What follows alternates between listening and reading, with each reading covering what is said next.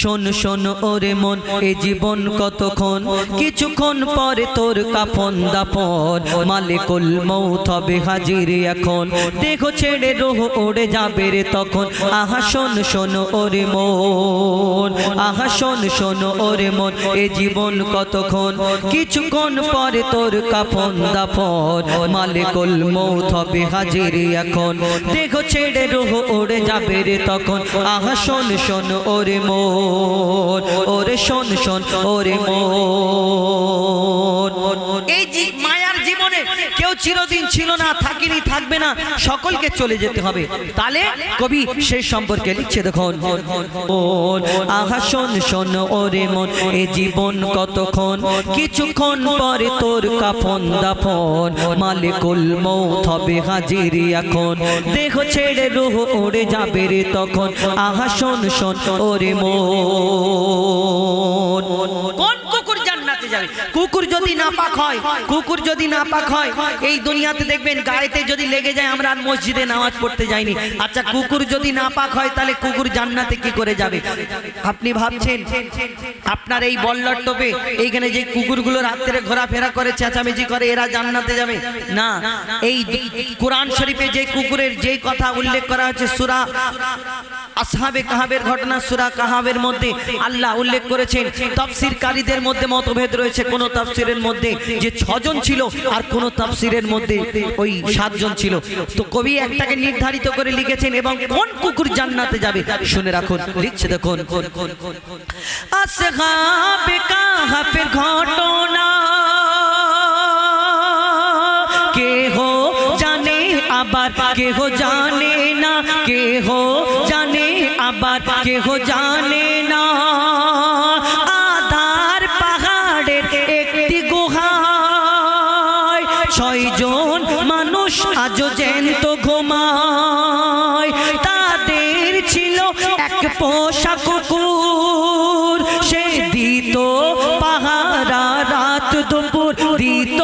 পাহারা রাত দুপুর তারা আছে হায়াতে এই দুনিয়াতে তারা আছে হায়াতে এই দুনিয়াতে ঘুম ভাঙবে তাদের কিয়ামতে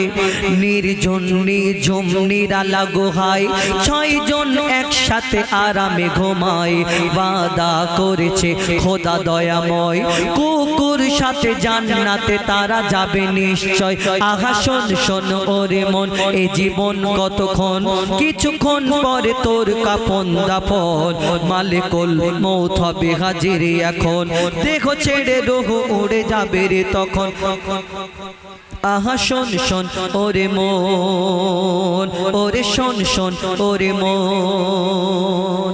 আরো একটি ফরমাইশ মোতাবিক গজল নূরের দোলায় ঘোরের মেলায় এলো ভোরের বেলা আমার নবী দয়াময় ছোট্ট করে শোনাবো সব কটা যেগুলো বলেছেন কারণ মনে কষ্ট দিতে চাই না যে যে কটা বলেছে সব কটা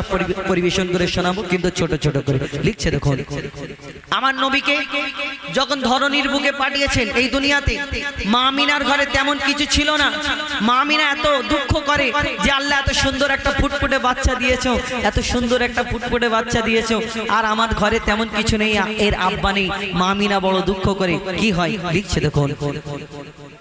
নূরের দোলায় আর হোরের মেলা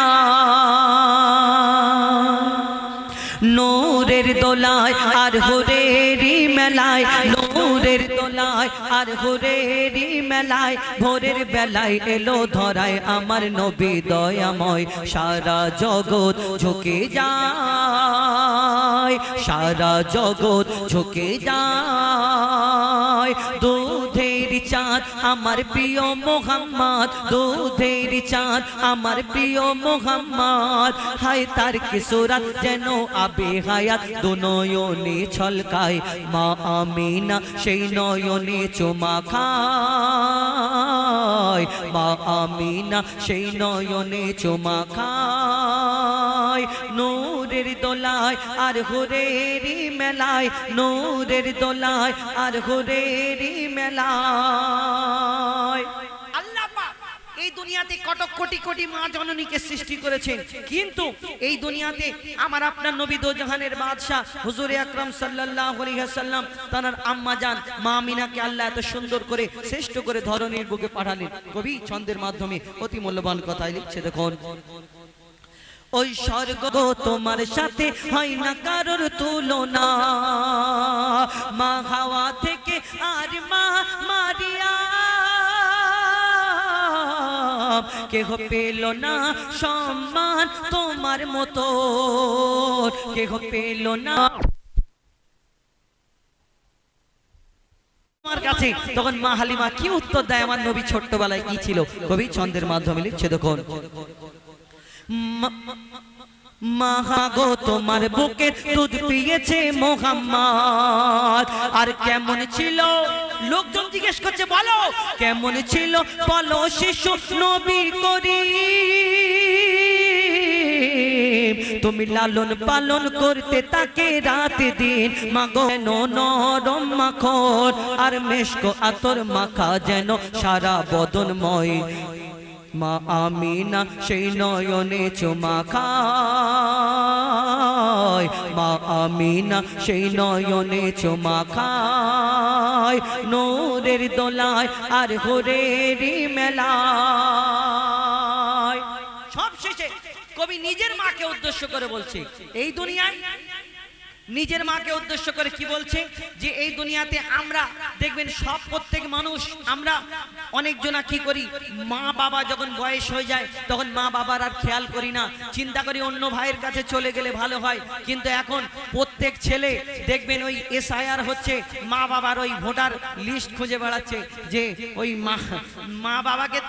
অন্য সময় চিনতে পারে না, যখন এই কোনো কিছু ওই লাইনে দাঁড়াতে হবে তখন মা বাবার ওই ডকুমেন্টসগুলো প্রমাণপত্রগুলো লাগবে, তো তখন খুঁজে খুঁজে বেড়ায় মাগো কোথায় আছে মাগো। তো এই নিজের মাকে উদ্দেশ্য করে বলছে, আমরা প্রত্যেক মানুষের জীবনে আমরা মনে করি আমি ধনী হব, বড় লোক হব। তাহলে শুনে রাখুন, এই দুনিয়াকে যদি 70 বার বিক্রি করা হয় জান্নাতের একটা ইটের দাম হবে না। আর সেই জান্নাত হলো আমার মা জননীর পায়ের তলায়, তাহলে একটা মায়ের কত দাম হবে একবার চিন্তা করে দেখবেন, হিসাব করে দেখবেন। কোন সময় আমরা ভাবি বড় লোক হব, কিন্তু জান্নাতের একটা ইটের দাম হবে না দুনিয়াকে 70 বার বিক্রি করলে, কিন্তু মায়ের পায়ের তলায় সেই জান্নাত, তাহলে একটা বুড়ো মা জননীর কত দাম হবে আমরা কোনোদিন ভাবতে পারি না। মা আমাদের জন্য কত কষ্ট করে, আমরা যদি মায়ের ব্যথাটা ছেলেরা বুঝতে পারতাম, জীবনে কোনোদিন কোনো মা বৃদ্ধাশ্রমে যেত না। কেন? মা এই পেটের ভিতরে একটা পানির মধ্যে, বাচ্চাদানির মধ্যে এই বাচ্চাটাকে ওই পানির মধ্যে ভেসে থাকে, মা ভালো করে খায় না 10 মাস 10 দিন, মা ভালো করে ঘুমায় না, মা ভালো করে কাজ করতে পারে না, চিন্তা করে আমার বাচ্চাটার যদি কিছু হয়ে যায়। আর সেই ছেলে বড় হয়ে যাবার পরে তখন সেই ছেলে কত কি বলতে থাকে, হ্যাঁ তুমি বড় খিটখিট করো, বড় খিটখিট করো। একটা মা জননী হসপিটালে যখন বেডেতে ভর্তি থাকে, বলে ডাক্তার যখন বলে হয় মা বাঁচবে নালে বাচ্চা বাঁচবে, মা জননীকে বলে হ্যাঁ গো হয় মা বাঁচবে নালে তোমার বাচ্চা, তুমি বাঁচবে নালে তোমার বাচ্চা বাঁচবে। মা জননী হাসি মুখে বলে শোনো আমার বাচ্চাটা দুনিয়ার মুখ দেখুক, আমার যা পারে হয়ে যায়। কিন্তু বাড়ির লোককে যদি বলে হয় মা বাঁচবে নালে বাচ্চা বাঁচবে, তখন বাড়ির লোক বলে মাটাকে বাঁচিয়ে নাও, আল্লাহ যদি চাই পরে বাচ্চা হয়ে যাবে। কিন্তু মা জননী হাসতে হাসতে বলে আমার যা পারে হোক, আমার বাচ্চা দুনিয়ার মুখ দেখুক, এটাই আমার আশা। তাহলে মা জননীকে তুমি কিভাবে কষ্ট দিতে পারো এই দুনিয়ায়? এই মা জননীকে তুমি বুড়ো বয়সে তুমি কষ্ট দাও কেমন করে? তুমি যখন বুড়ো হবে তখন বুঝতে পারবে। শেষ কথায় কবির মনে ফারিয়াদ লিখছে, দেখুন 7.5 চিল্লা 7.5 চিল্লা ছিলাম মা গর্ভে তোমার, চোখ মুখ না কান বন্ধ ছিল আমার, এই চোখ মুখ না কান বন্ধ ছিল আমার। আমি অন্ধকারে মাগো অন্ধকারে ভেসেছিলাম পানিতে, কত ব্যথা দিয়েছি তোমার বাচ্চা দানিতে, কত ব্যথা দিয়েছি তোমার বাচ্চা দানিতে। আর মরণ যেন কত ব্যথা পেলে, মোর কারণে মা গো কত ব্যথা পেলে। মা হওয়া কি যন্ত্রণা তানবীর কালাম বুঝলো না, মা হওয়া কি যন্ত্রণা